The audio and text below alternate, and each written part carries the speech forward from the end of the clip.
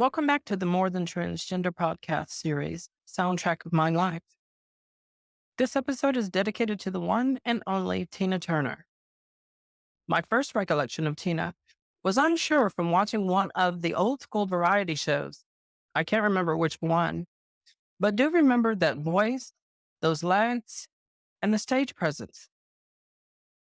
I wasn't born yet the first 10 years of Tina's career, but in May 1966, the same month and year I was born, river deep, mountain high, hit the airwaves. Knowing my mom's taste in music, I'm sure I was exposed to that hit. Wasn't until the late 70s, early 80s, that I was really noticing Tina's craft. I still haven't seen the rock opera Tommy, where she sang and played the Acid Queen. I remember her renditions of The Temptations' Ball of Confusion, Al Green's Let's Stay Together, and then came the Private Dancer album. I didn't have a copy, but the radio and MTV kept me well entertained.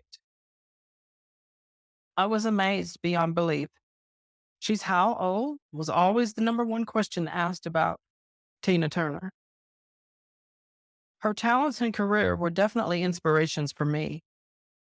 I loved rock music, and she just made it even better. And she could act too. Mad Max Beyond Thunderdome is a classic. I've seen it at least 12 times.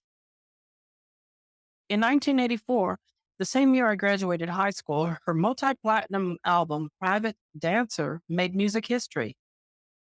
What's Love Got to Do with It? Won Grammy Award for Record of the Year. Her chart success continued with Better Be Good to Me, Private Dancer, We Don't Need Another Hero, Thunderdome, Typical Male, The Best, I Don't Want to Fight, and Goldeneye. She published her autobiography, I, Tina, My Life Story, which was adapted for the film What's Love Got to Do with It.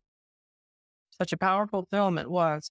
I remember watching it and thinking how I always wanted to be an entertainer, but would I have wanted to live out that dream if I was forced to do so? Now, I had the vocal range to impersonate her with live vocals, but that just wasn't who I was. I had watched all of her music videos and concert videos over the years. I even borrowed the CDs from the library of her live show in Rio. Then on November 4th, 2000, I got to see her live in concert. She delivered nothing short of what I had been watching of her over the years. It was like watching her on TV, but she was only a few hundred feet away from me.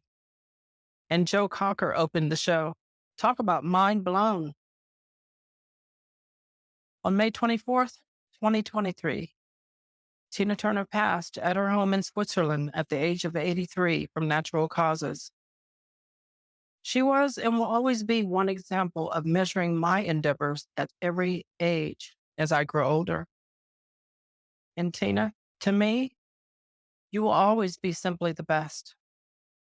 May you rejoice in heaven